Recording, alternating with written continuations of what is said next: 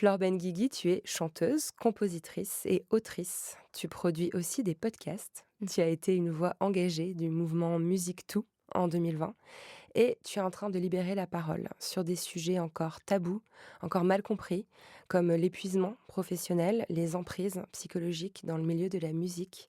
Donc merci de faire ça. Oh, merci à toi. Pendant 9 ans, tu as été la voix du groupe L'Impératrice, bébé de la French Touch célébré dans le monde entier, connu pour ses tempos rétro-futuristes et la voix douce et un peu soupirante de sa chanteuse, toi. Tu signais aussi les textes et toutes les lignes vocales de ce que tu chantais. Le troisième album du groupe, Pulsar, est sorti en juin dernier. Et toi, tu as annoncé il y a quelques semaines que tu quittais le groupe. Pulsar, ça veut dire l'étoile morte. La réponse était dans le titre de l'album où on peut lire entre les lignes la souffrance psychique dans laquelle tu étais abîmée depuis des années sans que le public ne s'en doute et sans forcément que toi-même tu l'admettes. Aujourd'hui, tu incarnes à la fois une voix forte et vulnérable, une artiste qui ne se contente pas de briller mais aussi d'éclairer les zones d'ombre de son propre parcours et de notre société. Flore, je suis vraiment très touchée que tu sois à mon micro aujourd'hui.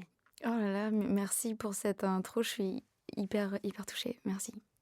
Comment ça va aujourd'hui? Genre, vraiment? Vraiment, ça va. Franchement, oui, parce que maintenant on arrête de faire semblant, ça va. Ça va beaucoup mieux que ce que j'aurais pensé, à cette période-là. Donc, non, je remercie surtout, en fait, tous les gens qui me soutiennent parce que c'est ça qui fait que je vais bien. C'est parce que je sens qu'il y a des gens autour de moi qui m'écoutent et qui me soutiennent et je pense que sinon ça irait peut-être pas aussi bien. Tu parles de proches ou tu parles de public, de personnes qui te suivent, de ta communauté? Oui, un peu tout ça parce que mes proches, en fait, ils savent très bien, comment je vais depuis longtemps. Mes proches, mes amis proches, et ma famille, ils m'ont soutenue, pendant des années parce que ça faisait très longtemps que j'allais mal. Hem, mais là, c'est surtout, oui, que c'est devenu public, heu et que avant, j'étais vraiment, j'avais honte, en fait, de mon état pendant des années. C'est ce que j'ai un peu raconté. Donc, j'avais peur qu'on me juge, j'avais peur qu'on me rabaisse et en fait, la réaction est bien plus positive, que ça. Donc ouais, c'est hyper, touchant, hyper agréable. En fait, je décris pour les personnes qui auraient pas forcément tout suivi. Donc, tu as fait quelque chose, c'est vrai que c'est toujours très difficile de dire, qu'on va pas bien, qu'on vit une situation, difficile, qu'on subit, des humiliations, des oppressions comme celles que tu as pu décrire, subir au sein du groupe. Donc tu as fait un post Instagram un matin, un texte, assez détaillé, mais assez ferme aussi. Mmh. Que tu as partagé pour annoncer que tu quittais l'Impératrice. Puis tu as donné une grande interview, vidéo, sur Mediapart qui a été beaucoup reprise et qui t'a beaucoup exposée, médiatiquement. Et c'est vrai que enfin, cette expression est absurde, mais tu as jeté un pavé dans la mare, quoi. Tu es pas allé sur la pointe des pieds, tu as décidé de vraiment poser, tout le dossier sur la table. Est-ce que ça t'a soulagé de faire ce geste-là et comment tu t'es préparée avant de le faire? J'ai beaucoup hésité. Évidemment, j'étais pas du tout partie pour faire ça et en fait, quand j'ai posté ce texte, en septembre, dans lequel j'expliquais très vaguement quand même, les raisons de mon départ, aussi parce que j'avais peur de trop en dire, mais j'avais aussi peur de pas en dire assez et c'est l'impression que j'ai eue après coup parce que, en fait, les gens forcément n'ont pas lu entre les lignes et il y avait des choses qui pour moi étaient évidentes dans ce texte, de septembre et en fait, qui l'était pas du tout. De la même manière que tous les textes du dernier album de Pulsar, parce qu'en plus le pulsar, oui, je me permets de compléter la définition que tu as donnée tout à l'heure parce que c'est une étoile morte, mais c'est une étoile qui est morte, mais qui envoie encore des signaux. Donc en l'occurrence, c'est des pulsations, qu'on peut capter depuis la Terre, mais qu'on n'a pas captées pendant des milliers d'années. Et pour moi, c'est vrai que c'est ça aussi le nœud du truc, c'est que j'avais mis des indices partout. J'avais l'impression de hurler, mon mal-être, mais en fait, il y a quand même un truc où les réseaux sociaux, surtout, je pense, malheureusement, empêchent aussi beaucoup de voir et de lire entre les lignes. C'est-à-dire qu'on a Mmh. l'impression qu'il faut toujours être hyper clair si on va pas bien et que si le message est trop subtil, les gens passent à côté et c'est pas de leur faute. Mais en tout cas, c'est vrai que quand tout ça est sorti en septembre, j'avais une sensation quand même de frustration où je me disais: «En fait, personne n'a compris». Et surtout, c'est le problème étant aussi que le groupe a présenté ça comme juste le début de ma carrière solo, alors même que je quittais le groupe, avant la tournée, donc avant la tournée d'un album que j'ai écrit, donc c'est quand même étrange. Hem et donc je me suis dit: «OK, j'ai besoin pour tourner la page, j'ai besoin de dire, les vraies raisons de mon départ», même si, heu, il y a pas tout dans l'interview forcément, parce que bon, une interview de 20 minutes, résumer 9 années en une interview de 20 minutes, évidemment Mediapart, ils ont fait un travail, formidable de montage, sans Lénaïque Bredou dénaturer voilà, Lénaïque que j'ai Bredou, reçue dans La Poudre et qui est une journaliste extraordinaire. qui est extraordinaire et qui est très investie dans la cause, des femmes, et je me sentais très en sécurité de faire cette interview avec elle, par ailleurs parce que c'est un témoignage qui était pas facile pour moi à faire parce que ça me remettait vraiment en cause mon mon travail, mon statut de chanteuse, le fait d'avoir perdu ma voix pendant 1 an, c'est quelque chose, je pense que le groupe, ne s'attendait pas à ce que je révèle ça, parce que c'est vraiment m'exposer, d'une façon qui est pas très valorisante, auprès du public et hem et aussi exposer, des mécanismes de tricherie qui sont, par exemple, le playback, ce genre de choses. Donc c'est vrai que j'ai eu super peur de faire cette interview, honnêtement, quand c'est sorti. Enfin, pendant toutes les semaines où j'ai attendu le montage et que ça sorte, voilà, j'étais très angoissée, hem, mais très soulagée aussi, effectivement, que ça sorte et que j'ai pu dire, au moins une partie de ma vérité. Mais en fait, le sentiment que j'en ai eu en regardant tout ça de loin, et d'ailleurs, c'est marrant parce que pour moi, il y a vraiment un parallèle qu'on peut faire avec n'importe quelle personne qui fait un burn-out dans une grosse entreprise ou une personne qui est vraiment mise sous pression, dans son travail. C'est vraiment ça que tu as vécu? Mmh. Où en fait, il y a des signaux faibles, des petits appels à l'aide que tu as envoyés pendant des années, mais que comme tu l'as bien décrit, personne n'arrive à capter. Après souvent, quand, un salarié quitte une entreprise dans ce genre de circonstances, il y a une espèce de communiqué, un peu apaisé, on se quitte en bons termes, d'un commun accord, voler de ses propres ailes et cetera. On a tous reçu ces mails d'une personne qui quitte une entreprise. On sait très bien, qu'elle vient de faire un Bien sûr. burn-out, mais elle prend son envol et en fait, tu as décidé de faire tomber les masques, en fait et de mettre fin à une forme de mascarade et c'est ça que j'ai trouvé, vraiment admirable, en fait, et vraiment courageux parce qu'effectivement, à aucun moment, on est encouragé dans la société, à révéler, ce qu'on a traversé et les vulnérabilités, qui ont été les nôtres pendant toutes ces années, quoi. Bah, oui, oui, encore moins quand on est une femme en plus. Ouais. Je trouve que une femme qui va parler de ça, au mieux, elle est pas écoutée et au pire, elle est, attaquée et c'est vrai que quand on est une femme dans un milieu d'hommes, on est très souvent caractérisé comme la personne chiante, la personne trop émotive, qui va se plaindre, qui va faire des caprices ou des je ne sais pas quoi pour rien. Et ça, c'est quelque chose qui effectivement se ressent dans tellement de corps de métier, même des métiers qui sont pas forcément très masculins.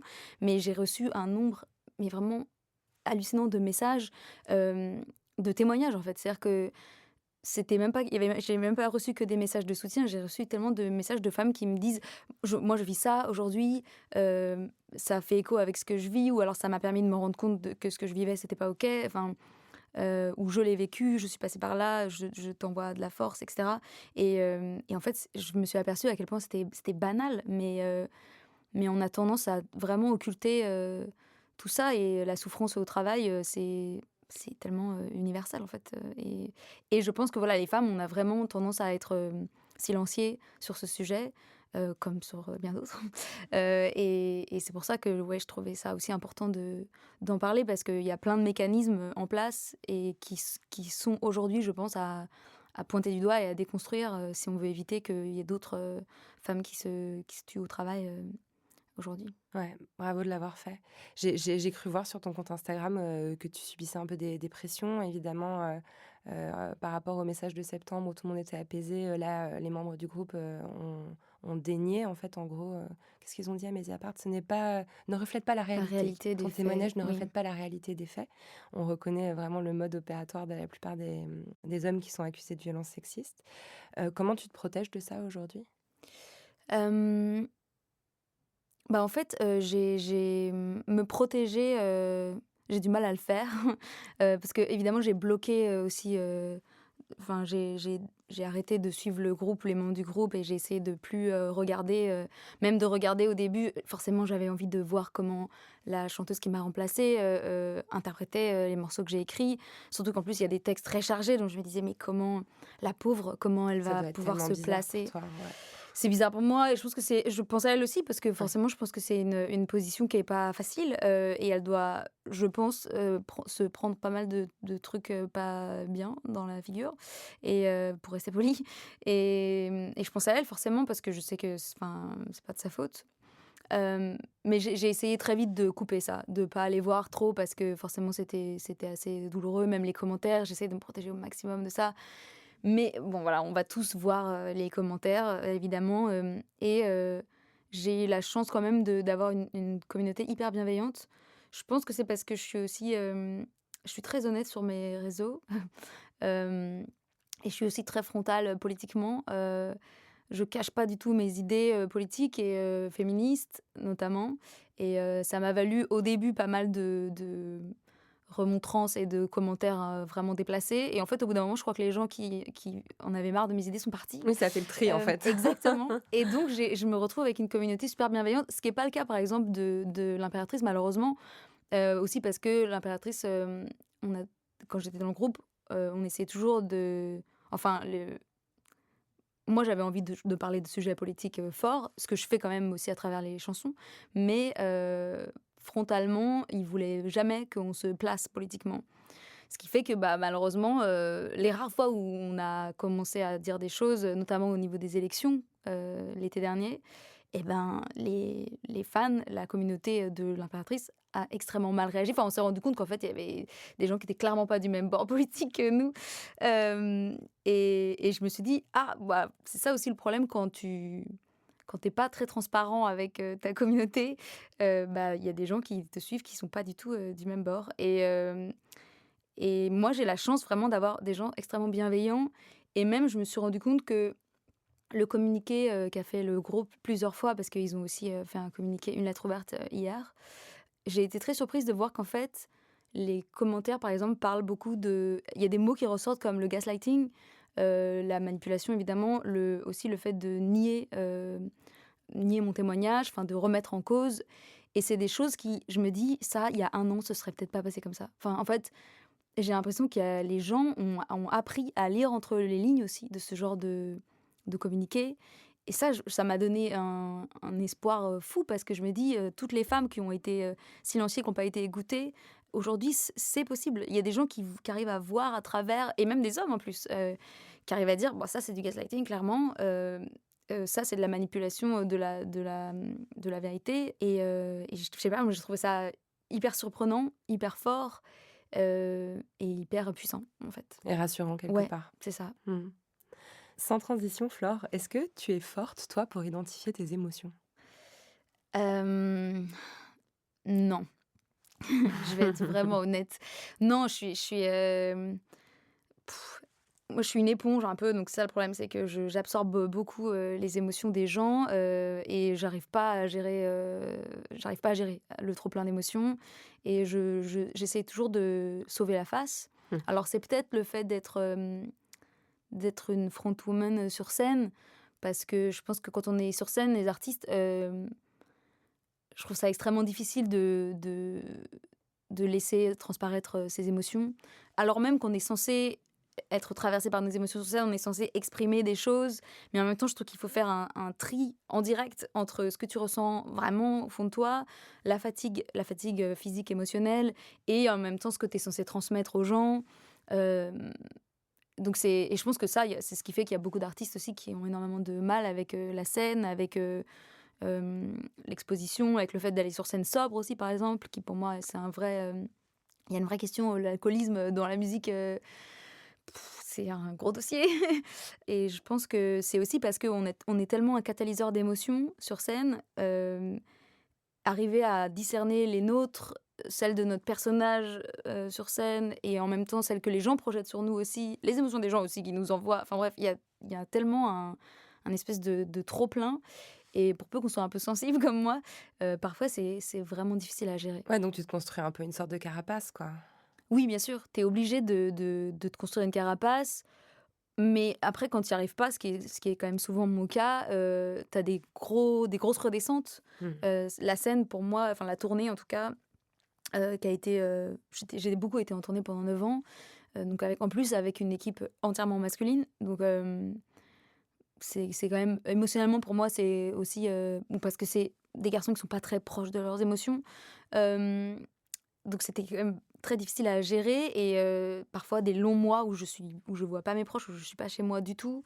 Moi, je viens d'une famille de filles en plus, donc et j'ai beaucoup d'amis, filles, donc c'est vrai que me retrouver qu'avec des mecs, pendant des semaines parfois, c'était assez difficile à vivre parce que aussi je trouve qu'il y a pas ce sas, de décompression quand tu fais des concerts. Enfin après j'espère que c'est quelque chose qui est mis en place aujourd'hui, dans certaines équipes, mais moi je sortais de scène, bah, tu sors de scène, tu te changes et tu vas faire le merch la plupart du temps par exemple.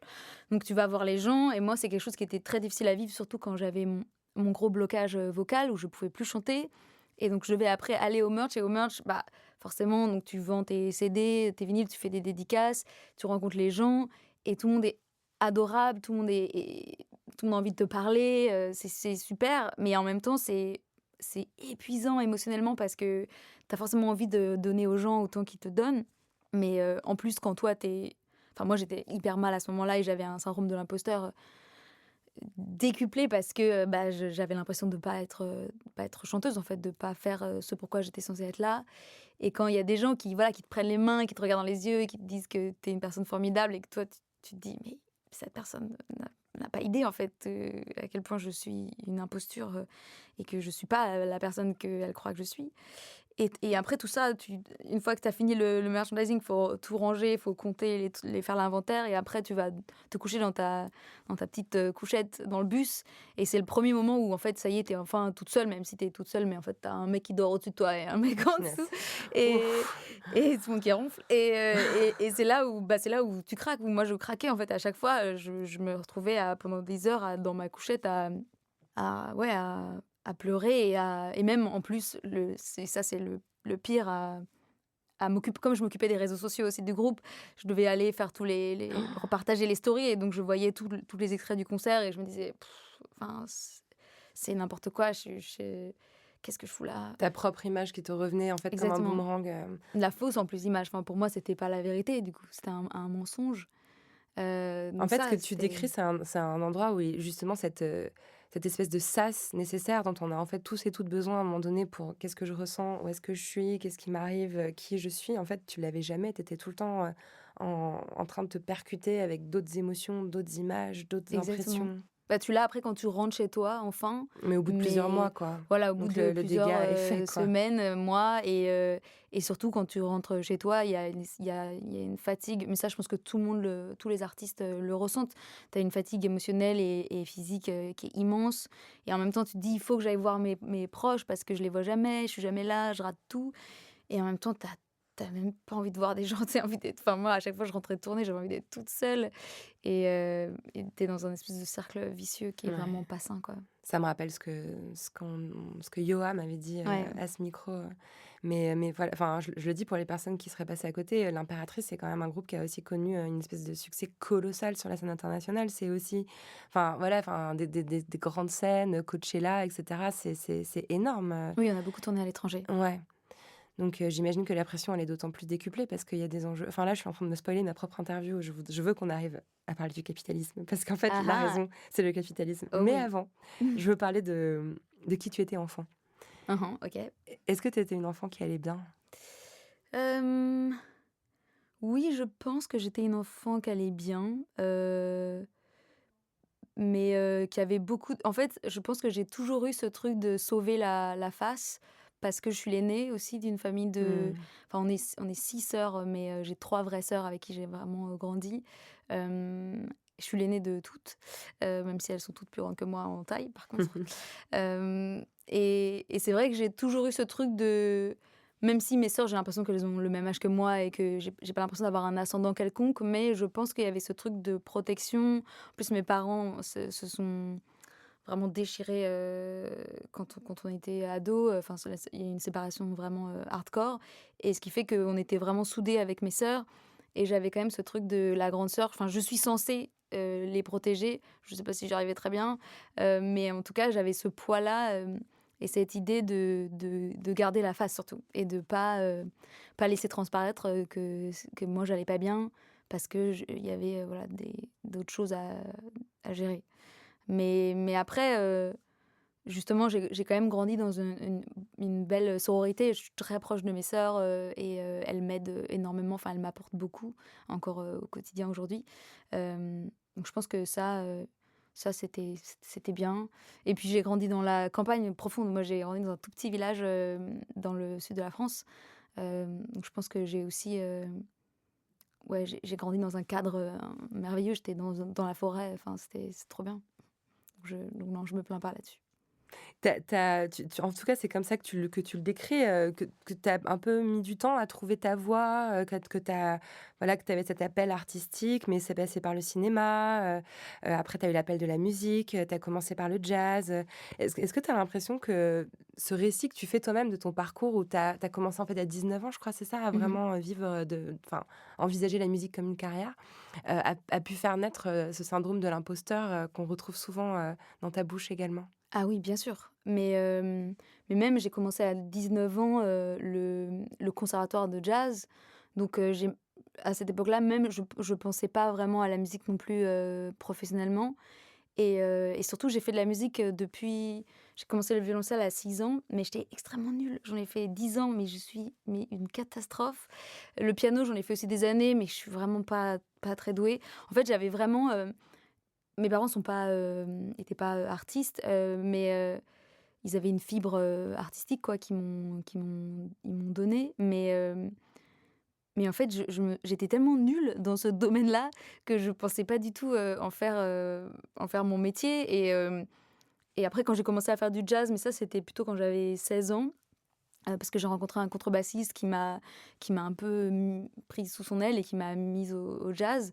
Je me suis dit: «Ah, le jazz, ça peut le faire», parce que justement c'est une discipline où, enfin une discipline, c'est un style musical où, il y a pas cette espèce de perfection technique qui est demandée.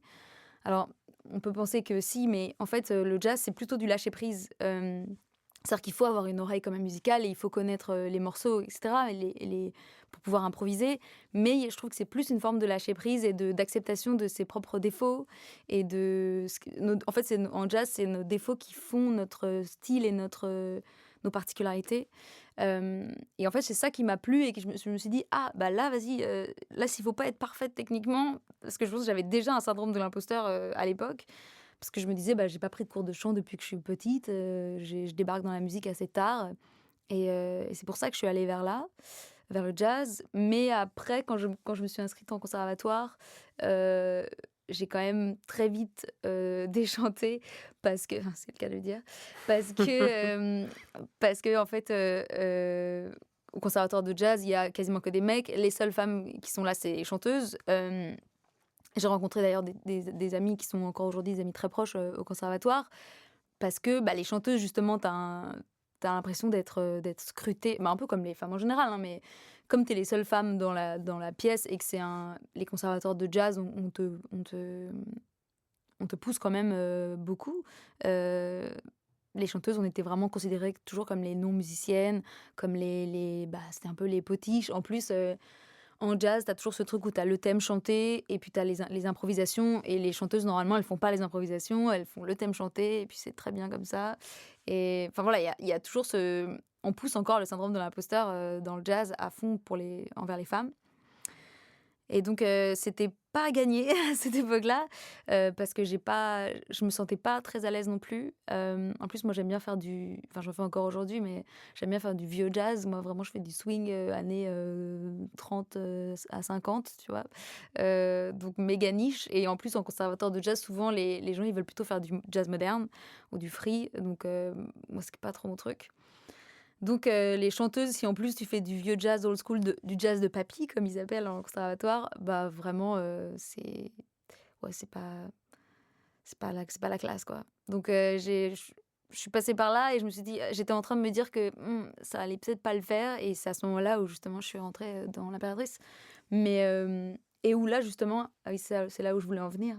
et où dans l'impératrice, justement, il y avait des musiciens avec un alors pas tous, mais il y en avait certains avec un très gros bagage, technique, conservatoire, national en classique. Donc encore une autre approche, technique de la musique et qui, pour le coup, avait, des attentes, très élevées, à mon égard.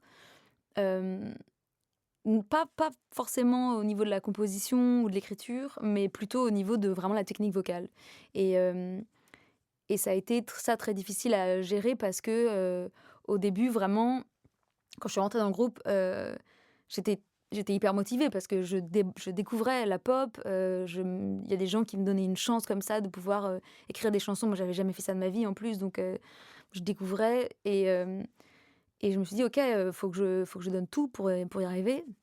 Et donc j'ai beaucoup travaillé, j'ai pris énormément de cours, Oui, et tu as été poussée à te perfectionner sans cesse. C'est ça ah oui, tout le temps. qui m'a marquée aussi dans ton témoignage Mediapart et ça m'a aussi fait penser à ces femmes qui se forment tout le temps, dès qu'on a des nouvelles fonctions, devenir manager, savoir gérer une équipe, enfin et cetera. Apprendre toujours plus, plus, plus, comme Ouais. si on n'était pas assez, en fait. Ah bien sûr. Comme si on n'était pas assez pour le rôle, qu'on avait endossé et toi, tu l'as fait de façon très sérieuse, en fait.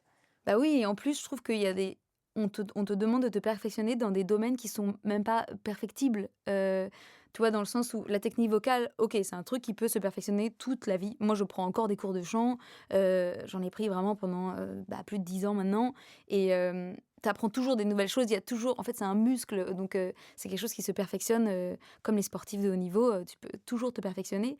Mais par contre, il y a des choses pour lesquelles tu peux pas prendre des cours et on m'a quand même, forcée à prendre des cours. Par exemple, j'ai pris des cours d'interprétation vocale avec un prof de chant, que, les gens du groupe m'avaient, voilà, recommandé, et c'était bidon. Parce qu'en fait, le mec, il m'a juste dit, bah, je le payais donc je sais plus combien, 50 balles de l'heure pour qu'il me dise, «Bah, il faut que tu sois content, prends du plaisir». Dans ce j'ai Waouh! OK, mais Pense aux les mots que tu as écrits toi-même. c'était ça et je me disais: «OK». Mais et tu vois, c'est arrivé à un stade où, après le premier album, donc c'était en 2017, je crois, il y a un des membres du groupe, par exemple, qui a justement un très gros bagage, technique et qui m'a fait la gueule pendant des mois et au bout d'un moment, j'ai crevé l'abcès. Je lui ai dit: «Bon, qu'est-ce qui se passe? Pourquoi tu me fais la gueule?» Et il m'a dit: «C'est parce qu'en fait, pour lui, j'avais gâché l'album parce qu'il y avait aucune émotion dans ma voix». Et il me disait: «Si tu voilà et lui, son truc, c'était: «Si tu avais plus travaillé, on pourrait, sentir, l'émotion dans ta voix, là, moi, j'écoute, je ressens rien». Et ça m'avait évidemment, enfin, beaucoup touchée à l'époque, qu'on puisse me dire ça parce que moi, je me disais: «Bon, bah, alors, j'ai pas de technique vocale, mais alors si même l'émotion, je l'ai pas, comment je fais? Comment on peut travailler ça? Comment on peut travailler de l'émotion dans la voix?» Parce que c'est pas du travail, en fait, c'est du lâcher prise et c'est le fait d'être bien et d'être à l'aise et en fait, le problème, c'est quand on demande, ouais, de travailler des choses qui sont intravaillables, ben, je pense qu'au bout d'un moment, on s'épuise, on perd le fil et on n'arrive plus à rien. On ne croit plus en soi. Mais Ouais. c'est quand même hallucinant, enfin, moi, par exemple, l'impératrice, j'écoutais d'ailleurs, je me rappelle, tu sais, il y a peut-être, 2 ans, on s'est croisés, Oui. quelque part et quelqu'un nous a présenté, c'était Giulietta, je crois et qui m'a dit: «Je présente Flore». Je dis: «Bonjour Flore». Elle a dit: «C'est l'impératrice». Je fais: «Non, c'est pas vrai, c'est toi!» Parce qu'en fait, quand on connaît le groupe, quand on l'écoute et moi, ça fait des années que je l'écoute, dans mes playlists, mais en fait, c'est tes textes, c'est ta voix. Si on aime cette musique, c'est parce que: «Ah, j'adore la voix de la meuf, les textes sont trop bien». C'est pas parce que je sais pas moi, j'y connais rien, alors le synthé derrière, est bien joué, quoi. Donc le culot, en fait, alors que tu es en première ligne, personne incarne plus le groupe, personne est plus, comment dire, responsable du succès du groupe que toi, de venir te dire que tu gâches enfin, j'imagine qu'il y a plein de considérations techniques derrière et tout, mais c'est hallucinant, en fait, d'avoir réussi à te faire douter de tes capacités, alors que le groupe connaissait un succès colossal et en grande partie grâce à toi. Bah, c'est oui, enfin ça, de toute façon, ça a été un problème pendant des années. C'était cette idée de toujours, faire en sorte que je sois pas, plus en avant que les autres. Oui, Ce c'est que je comme s'il comprends. fallait toujours, en fait, te rabaisser, te remettre à ta Oui, place. Te rappeler, oui, en fait, que tu étais là parce qu'il voulait bien, quoi. oui, c'était ça. Mais parce que aussi, je pense que ça il y a une forme de d'insécurité de la part, des hommes du groupe et je pense que je sais pas pourquoi, enfin, je représentais un danger, alors même que moi, j'étais évidemment très, moi, j'aimais bien l'idée du groupe. J'ai toujours été dans des formations de groupe, de toute façon, que ce soit en jazz ou en pop. Et j'ai pas forcément envie de faire une carrière solo pour l'instant. Euh, Moi, j'aime bien travailler avec des gens et justement et une formation qui travaille de façon vraiment horizontale. Moi, je trouve ça super et c'est ce que je fais avec mon groupe de jazz notamment. Il n'y a pas une personne qui décide enfin, il n'y a pas de lead et ça fonctionne très bien comme ça. Dans l'Impératrice, il y avait un vrai leader et je pense que euh, ma présence, je sais pas, le mettait dans une position d'insécurité, alors même que j'ai jamais cherché à tirer la couverture. C'est-à-dire que mais pendant 9 ans, j'ai partagé mes textes que j'écrivais, j'ai partagé avec eux, les droits, parce qu'on m'a dit que, bah, on était un groupe et qu'il fallait faire comme ça, donc j'ai fait: «OK». Bon, maintenant, c'est plus compliqué parce que j'ai dit que je le ferais pas pour cet album et c'est parti en sucette. Mais sur les photos, on était toujours tous les 6. Il fallait qu'on soit toujours sur le même plan tous les 6. Voilà, pas de problème, je comprends, ça fait partie du truc, c'est un groupe, hem mais même, il y avait un photographe qui m'avait écrit au moment l'annonce de mon départ en septembre. Enfin, il m'avait pas écrit, il avait fait un post sur Instagram assez intéressant dans lequel il disait que, heu, les concerts de l'Impératrice en fait, tous les photographes, quand il y a des concerts, ils ont des consignes, toujours, de, photographier, jusqu tel morceau, jusqu'à, voilà, photographier, tel membre en particulier, machin. Et il avait écrit un post en disant que pour l'impératrice, c'était extrêmement clair, enfin, c'était écrit noir sur blanc, il fallait pas photographier la chanteuse, en tout cas pas la chanteuse toute seule. Il fallait toujours qu'il y ait le groupe et que tout le monde soit visible et pas que ce soit un focus sur. Alors même qu'en plus, moi, par exemple, sur scène, je suis devant. Moi, j'ai même pas demandé à être devant, hein, mais je suis devant. C'est moi qui parle au public. Pendant des années, j'ai dit, j'aimerais bien que tout le monde parle, ce serait bien parce que ça permettrait de diffuser un peu la parole et ça fait plus image de groupe. Si je suis toute seule devant et que je suis la seule qui parle, les gens ils vont forcément m'identifier comme En fait, ils le avaient lead. peur que les gens croient que l'impératrice, c'était toi. Parce que c'est ça, en Bah, plus, qui est délirant, c'est que c'est un groupe qui fonctionne avec un nom qui est un nom féminin, féminin, ouais. avec des textes qui sont des textes féministes. Oui, Mais faut surtout, du coup, pas qu'on croie que ce groupe est l'œuvre d'une femme, alors que, en l'occurrence, c'était le cas en grande partie. bah oui, mais c'est même les textes, tu vois, le côté féministe des textes, c'est quelque chose que j'ai mis du temps à installer, que j'ai commencé avec Peur des filles, mais justement parce que c'est un morceau qui est très ironique, donc c'est pas frontal comme, féminisme, parce que ça, il l'aurait pas accepté. Hem, mais mais oui, enfin, mais c'est ça aussi, moi, qui m'a écœurée au bout d'un moment et qui a fait que je me sentais très mal, de participer à ce gros mensonge parce que le mot est peut-être un peu fort, mais moi, je ressens beaucoup plus une haine des femmes dans le groupe qu'une volonté, féministe de mettre la lumière sur, des femmes et pendant des années, j'ai été, témoin de propos, mais complètement hallucinants et que ce soit sur, les femmes, avec qui on travaille, qui sont, genre trop bêtes, trop incompétentes, on comprend pas leur travail. Hem, les femmes, les copines des mecs du groupe qui pareil aussi, dans leur dos évidemment, se font, rabaisser, et aux meufs du public aussi où moi par exemple, il y a quelques années quand il y a eu tu sais, il y avait une recrudescence des piqûres dans les salles de concert, Ouais. après le Covid et moi c'était une période où j'étais très angoissée avec ça parce que je me disais: «Quelle est notre place en tant qu'artiste quand on est, sur scène et qu'il y a des agressions dans la salle, quelles qu'elles soient?» Hem, Comment on se place par rapport à ça? Parce qu'on peut pas faire comme si, on n'avait rien à voir avec ça, parce que les gens, ils viennent nous voir et on a une forme de responsabilité. Enfin, pas une forme, on a une responsabilité énorme, je trouve et à cette époque, comme je me disais qu'il fallait qu'on fasse quelque chose, j'en avais parlé, j'avais rencontré une association qui s'appelle, Act Right, peut-être que tu connais, qui fait plein de trucs pour ça, pour les femmes dans les espaces publics et notamment dans les concerts et les soirées et cetera et donc j'avais mis en place avec elle un protocole qu'on pouvait faire sur toute la tournée, enfin disons j'avais mis en place.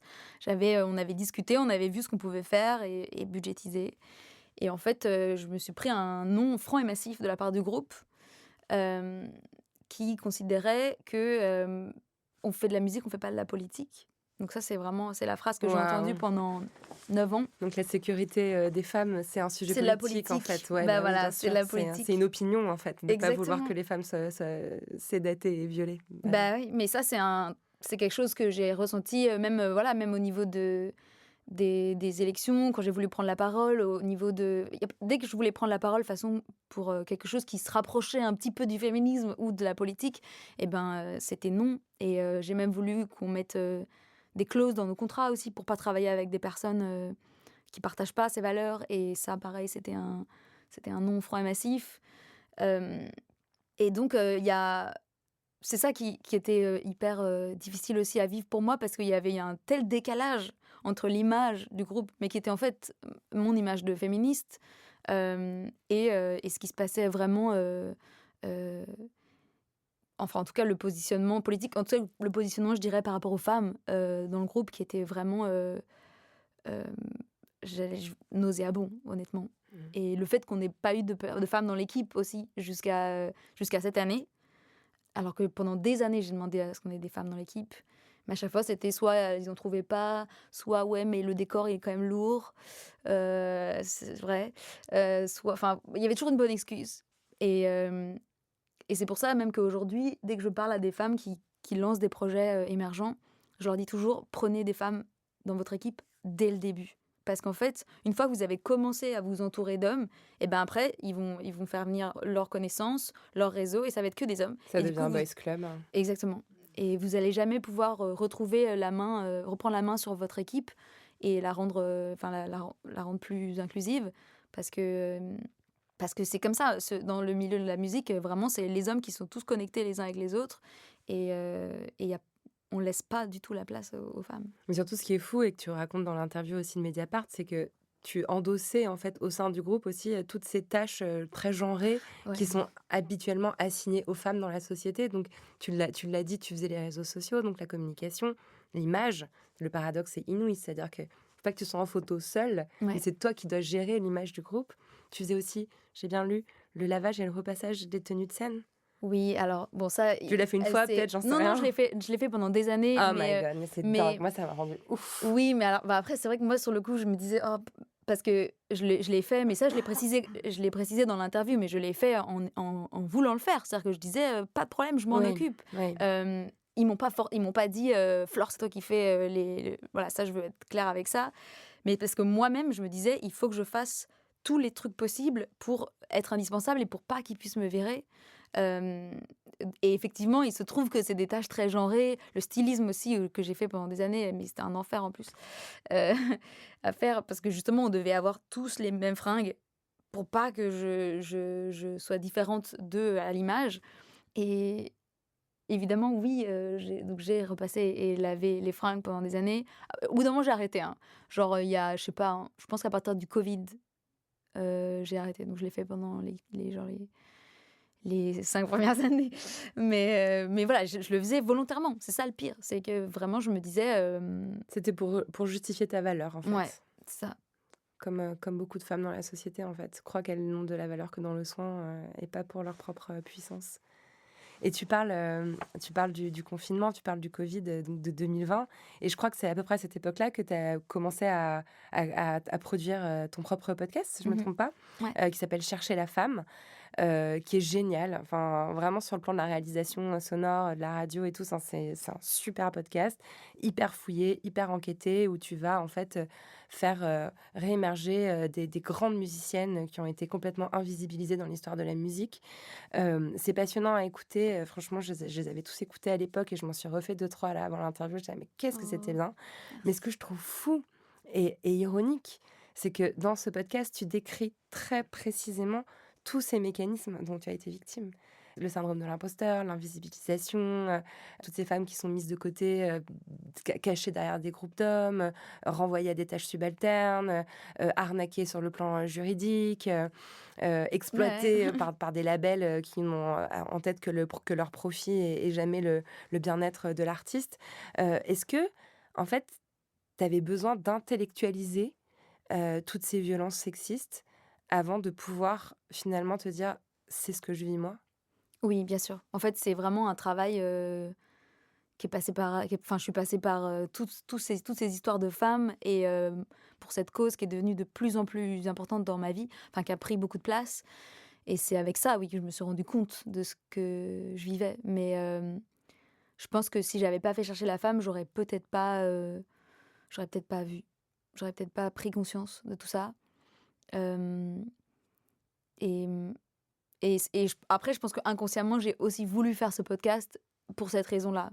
Tu vois, je pense que j'avais senti qu'il y avait quelque chose qui allait pas, et je pense que je suis allée chercher aussi, je suis allée chercher du sens dans toutes ces histoires-là, Des preuves? des preuves. Après, je veux pas, enfin, je veux dire, j'ai pas fait chercher la femme aussi pour ça, hein, évidemment, parce que j'ai aussi fait parce que, enfin, et surtout parce que j'ai découvert des histoires incroyables de femmes dont on n'avait jamais entendu parler, et je me suis dit, mais c'est trop injuste.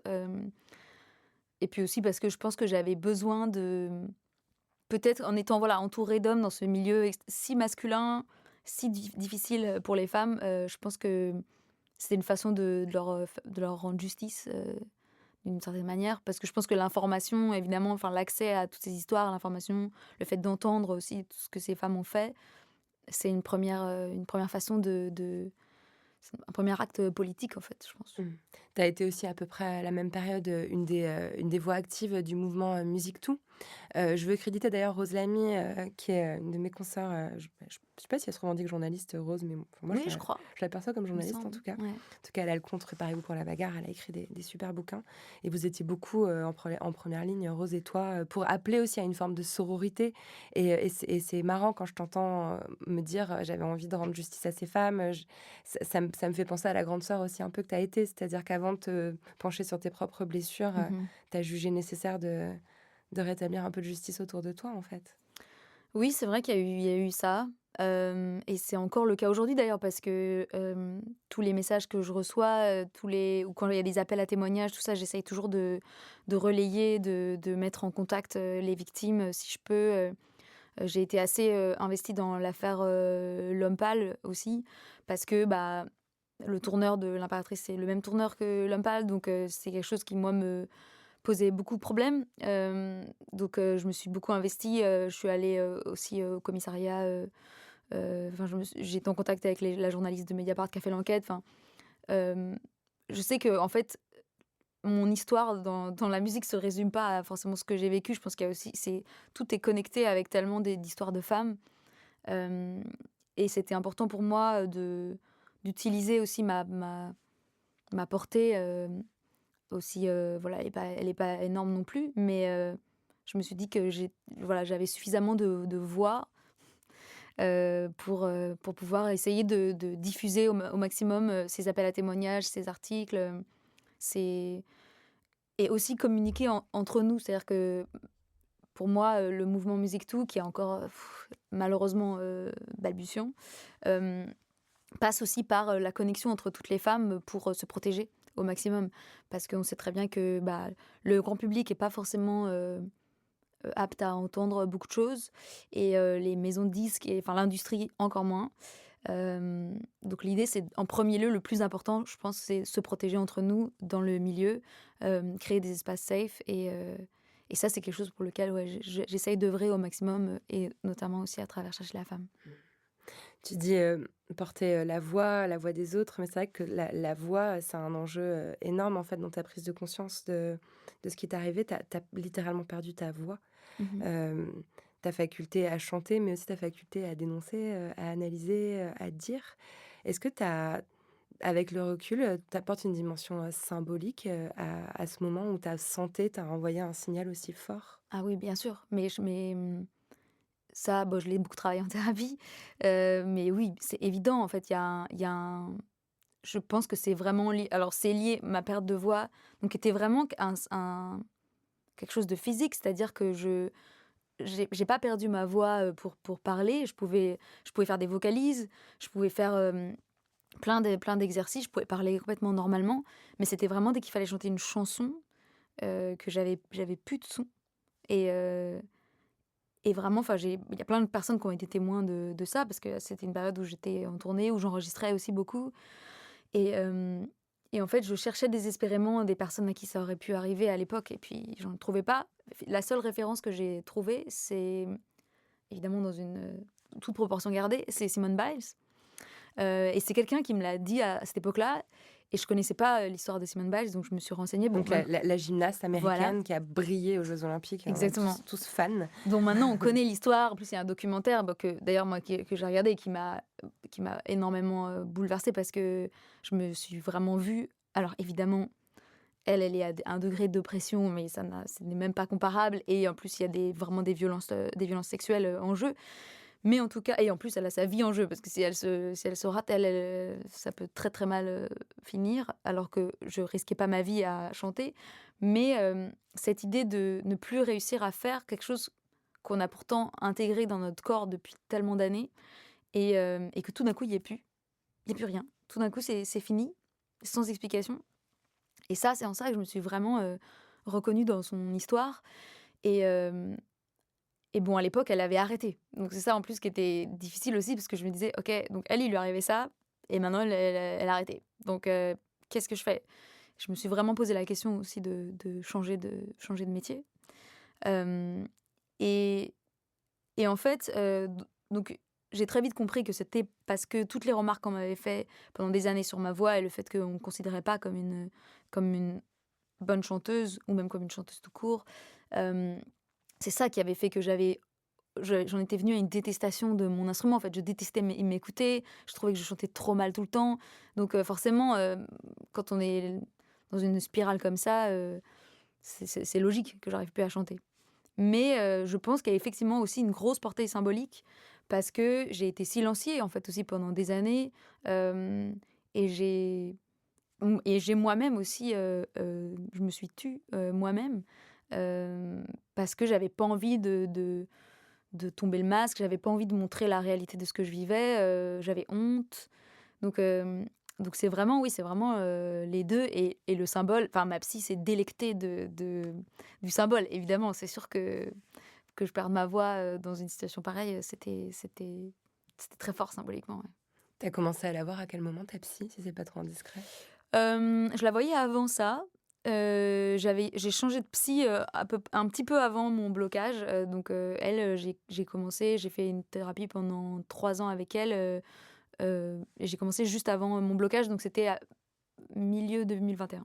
Et c'est quelle forme de thérapie? Comment elle t'a accompagnée? Elle t'a aidée, j'ai l'impression quand même. Elle m'a aidée, elle est assez parce que c'est une psy un peu, je pense qu'elle est un peu hors des carcans. Enfin, elle parle beaucoup, surtout. Moi, je pense que j'avais besoin de quelqu'un qui me parle beaucoup et qui me challenge un peu, dans l'analyse de mes émotions, qui, comme on disait tout à l'heure, est pas toujours très, fine. Enfin, en tout cas, mon analyse à moi et c'était bien d'avoir quelqu'un, ouais, qui allait me vraiment pointer du doigt, les choses, à travailler, qui me secoue un peu, en fait, surtout. Mmh. Parce que je pense que j'avais besoin de ça.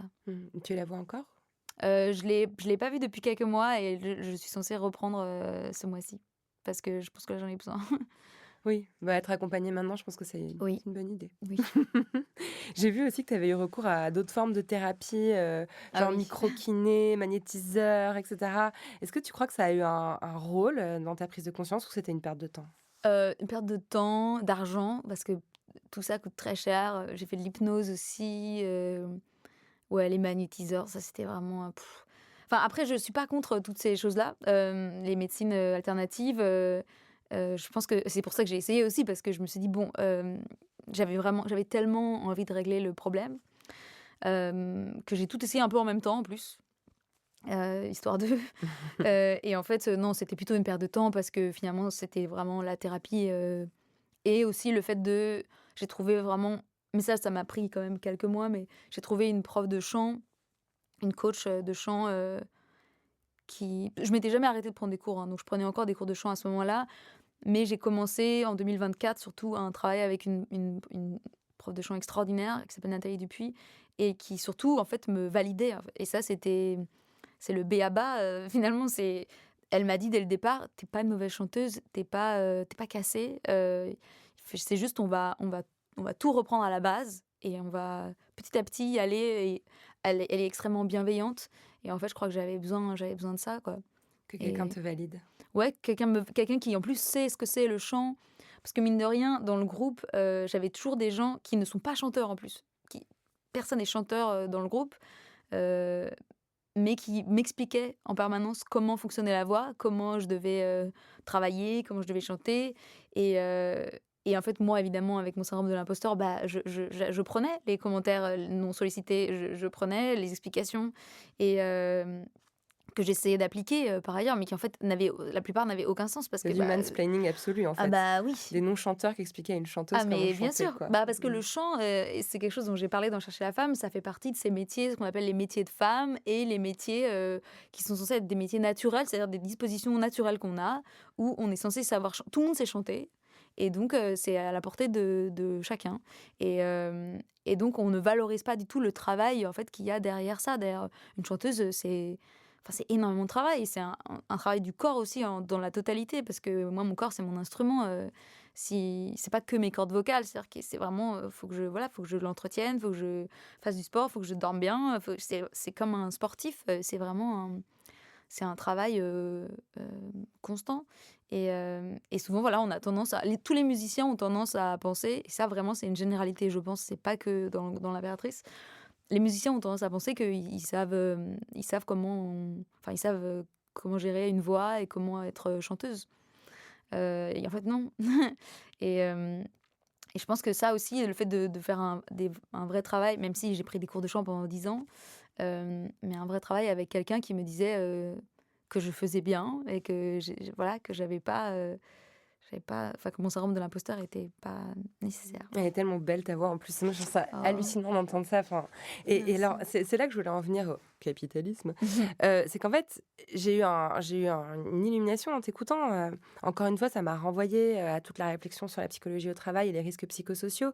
En gros, ta voix était parfaite pour le groupe, pour les albums, parce qu'il voulait une voix très mélodieuse, très soupirante, enfin, très dans les Oui, souffles, et c'est vrai que ça va hyper bien avec la musique. Mais par contre, sur scène, il fallait d'un seul coup que ta voix soit forte et porte et devienne une autre voix. Et donc, on voit qu'on t'a confronté à une espèce d'impossibilité de physique, faire ton ouais. travail. C'est-à-dire que tu avais été recruté sur certains critères qui étaient d'un seul coup plus les bons critères au moment de monter sur scène. Et ça m'a renvoyé à d'autres choses que j'ai entendues sur le marché de la musique où aujourd'hui, pour qu'un groupe fonctionne, gagne de l'argent, la scène, c'est un enjeu colossal. Donc on était là à te presser comme un citron pour que tu deviennes une bête de scène, alors qu'à l'origine, c'était pas ce pourquoi tu avais signé en quelque sorte. Est-ce que tu crois que c'est cet enjeu économique-là finalement qui a été un peu le déclencheur de tout ce qui s'en est suivi? Oui, bien sûr, bah, de toute façon, même c'est même cette idée que, j'ai pas pu chanter pendant plus d'1 an et demi, en tournée et que à aucun moment, enfin, personne s'est dit, «Bah, là, faut peut-être qu'on arrête et qu'on trouve une solution ou on reporte la tournée». Enfin, il y a toujours des solutions, mais personne n'a envisagé ça une seule seconde, mais moi non plus. Hem Et même, en 2024, quand on a terminé la tournée et qu'on nous a dit que 6 mois plus tard, il fallait qu'on un peu plus de 6 mois, 8 mois plus tard, il fallait qu'on reparte en tournée, et on redémarrait avec Coachella Et donc il fallait un album. et donc il Donc fallait un entre-temps, album, il fallait écrire un album et l'enregistrer. il fallait écrire un album, enregistrer et préparer le live aussi parce qu'il fallait faire un tout nouveau live pour Coachella avec une nouvelle scéno, tout ça, nouveaux costumes, nouveaux concepts évidemment. Hem Et ça, moi j'ai nommé à ce moment-là, j'ai nommé 2 fois, à ce moment-là, le fait que je ne pouvais pas, que j'étais pas capable, j'avais besoin de me reposer. Mais en fait, il y a ce truc où on m'a répondu: On n'a pas le choix». On m'a dit: «On n'a pas le choix, on s'est engagé là-dessus. Coachella, c'est énorme». Et Coachella, c'est quoi qui est énorme à Coachella? C'est le prix, C'est le cachet. c'est le cachet, c'est le fi et en plus, pour être tout à fait transparente, moi j'ai toujours le même cachet et en plus, je donnerai pas le chiffre, mais c'est pas des bons cachets. Donc, on n'est pas bien payé du tout. Donc c'est le label, c'est le management du groupe qui touche gros. Bah, en fait, tu sais jamais vraiment où va l'argent dans cette industrie. C'est très compliqué parce qu'il y a beaucoup de gens qui se servent, en chemin. Hem, Moi, c'est sûr que financièrement, disons, heu, j'ai jamais, je suis jamais restée pour l'argent parce que de toute façon, il y a pas d'argent enfin, clairement, il y a les ventes de disques, on vend très peu. L'Impératrice, c'est pas un groupe qui vend des disques. C'est le streaming qui rapporte, le plus et le streaming, comme on sait, Rapporte sous-paye, mal, ouais. voilà, les artistes. Donc et les concerts et ben, on a tourné beaucoup. Alors peut-être que en fait, comme on a tourné beaucoup, on avait beaucoup de cachets, mais les cachets étaient vraiment très faibles. Hem, on est intermittent du spectacle, c'est comme ça qu'on gagne notre vie et c'est comme ça que énormément d'artistes, gagnent leur vie.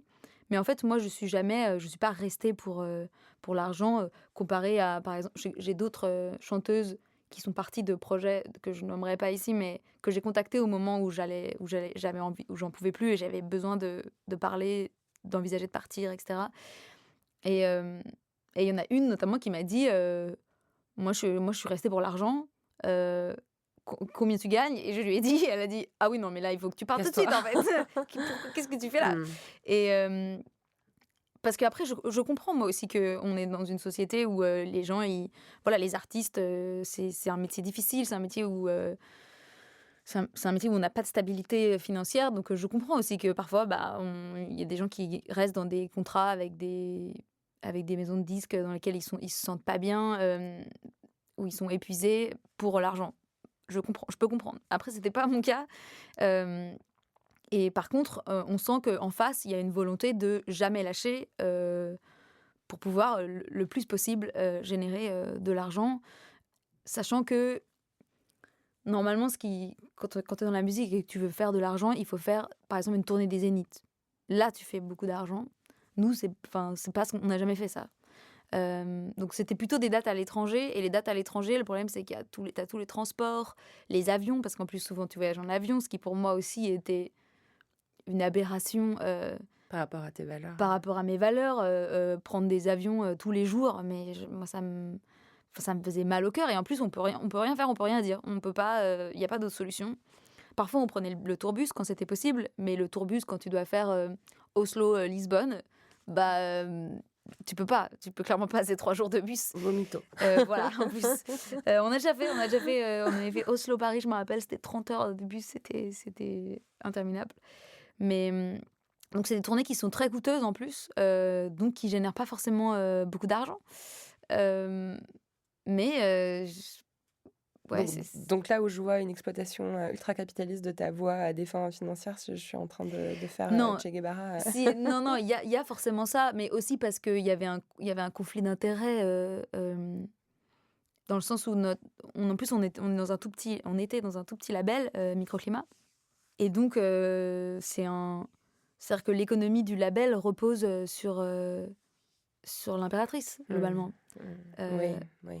et surtout que c'est dans ce label, il y a des personnes extraordinaires qui se sont saignées sur le projet vraiment, et qui ont tout donné pour que ça fonctionne et je sais en plus pas avec un but, mercantile quoi. Mais le problème c'est que voilà, il y a des personnes qui tiennent les ficelles et qui ont pas forcément pour objectif, de le bien-être, des artistes et en plus, le problème et c'est ce que j'évoquais aussi, chez Mediapart, c'est le fait que, normalement, quand tu es un artiste, tu as un manager ou une manageuse qui veille à ça. C'est-à-dire que moi, aujourd'hui, j'ai une manageuse, pour moi, pour ma carrière, personnelle, enfin solo et c'est une personne qui est extrêmement bienveillante, qui me check régulièrement, qui voit, si je suis OK, qui va jamais aller me pousser dans mes retranchements, parce que c'est dans son intérêt aussi. C'est-à-dire que si moi je suis en burn-out et que je suis plus capable de rien faire, bah, pour elle c'est pas bon non plus. Hem et en fait là le problème c'est que dans l'impératrice c'était le manager et le label et aussi l'éditeur, c'est la même personne et du coup ça empêche complètement enfin ça empêche toute protection de l'artiste et c'est vrai que moi il y avait des moments où j'étais, extrêmement seule parce que je me sentais extrêmement mal. Je verbalisais mon mal-être, mais en fait, il y avait personne dont le but était de me protéger. Donc il y avait personne pour m'écouter, finalement. Tu étais dans un groupe et tu étais seule. Ouais. Je trouve ça très beau, la façon dont tu viens de dire, solo, avec un peu de douceur dans ta voix pour parler de ta nouvelle carrière. Bah, oui, parce que c'est même enfin, tu vois, c'est même pas quelque chose, auquel je pense vraiment pour l'instant. J'ai juste envie de collaborer avec des personnes, qui me font me sentir bien.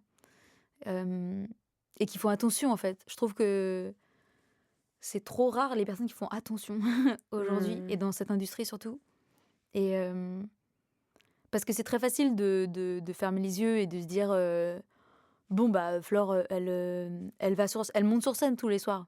Elle est pas bien, OK, mais elle y va, donc c'est bon». Enfin, il y a pas besoin elle a pas besoin d'aide. Et et il y a des personnes à cette époque qui m'ont dit, «Ça va», mais c'était pas des personnes qui étaient dans l'industrie, c'était pas des personnes qui étaient dans le groupe, dans l'équipe. Hem, Parce que sinon tout le monde compte sur le fait que tu vas continuer. Tu vas pas lâcher. Tant qu'on te dit pas de lâcher, tu vas pas lâcher. Et après c'est mon tempérament peut-être aussi, de pas lâcher. Avec le recul, Flore, quelle est la meilleure de toutes les thérapies? Mmh, les femmes. Hem, c'est ça qui m'a vraiment, sauvée, quand j'étais vraiment, en dépression. Hem Et en fait, j'ai mes amis, proches, mes copines ont très vite eu vent de mon problème parce que je leur en ai parlé assez rapidement. Mon problème de voix qui me pourrissait la vie, et elles me voyaient, de toute façon, elles me voyaient, m'éteindre complètement, et elles s'inquiétaient beaucoup pour moi. Et en fait, d'avoir un espace comme ça avec un soutien inconditionnel et une écoute, une attention, hem si forte, c'est ça qui m'a portée, mais je pense encore plus que ma psy, qui est une femme par ailleurs. Mais je pense il y a rien de plus fort que ça, en fait, la force que ces femmes-là, elles m'ont donnée. Donc c'est toutes mes copines. En plus, la plupart sont chanteuses, donc il y a quelque chose où vraiment elles ressentent, elles ressentaient ce que j'ai dit avec une telle force, mais ça, je l'ai vu même avec après mon témoignage dans Mediapart. J'ai reçu beaucoup, beaucoup de messages de chanteuses. Parce que je pense que c'est quelque chose, qu'on a toutes ressenti. D'ailleurs, oui, tu as eu le soutien public d'énormément, Oui. quasiment, toutes les chanteuses qu'on adore, les Mmh. Angèle, les Jeanne Chéral, enfin, je veux pas toutes les citer, mais elles étaient toutes là au rendez-vous pour te soutenir. Ouais, parce que je pense que c'est quelque chose qu'on a vraiment, même les chanteuses solo l'ont ressenti dans l'industrie d'une façon ou d'une autre, parce qu'on est toutes amenées à travailler avec des hommes de toute façon, donc des formes d'oppression, on l'a toutes vécu. Et c'est vraiment ça qui m'a portée. Et donc après, chercher la femme aussi forcément parce que le podcast est devenu aussi un collectif que j'ai fait avec 3 amies, et qui toutes les 3 travaillent aussi dans l'industrie et qui sont des femmes incroyables. Donc c'est ça aussi, ça m'a, donné, plein d'espoir aussi parce que je me suis dit: «OK, en fait, on peut construire des espaces dans cette industrie, des espèces de petites bulles avec des femmes, trop fortes qui s'entraident et qui s'envoient plein d'amour». Et vraiment, ça fait un peu neuneu dit comme ça, mais moi, c'est ça qui m'a sauvée, qui m'a transportée et qui, encore aujourd'hui, est mon safe, space, par excellence, quoi. Vive les copines. Ouais, Merci beaucoup, Flore. merci.